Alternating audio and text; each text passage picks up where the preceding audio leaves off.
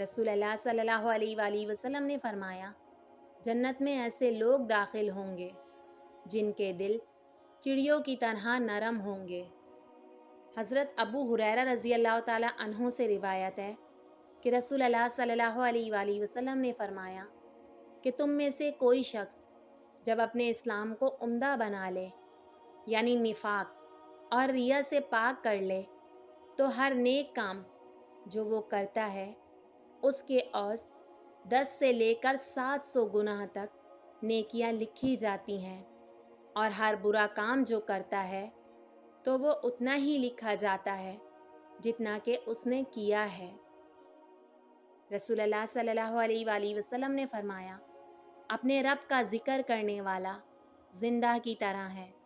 اور اپنے رب کا ذکر نہ کرنے والا گویا مردہ ہے۔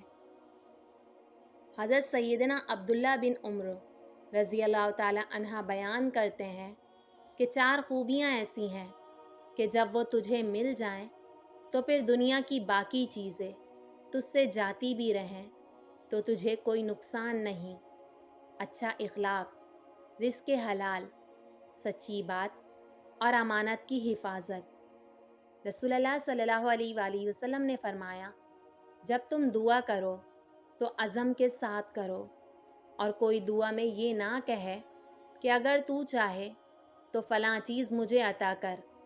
کیونکہ اللہ سے کوئی زبردستی کرنے والا نہیں۔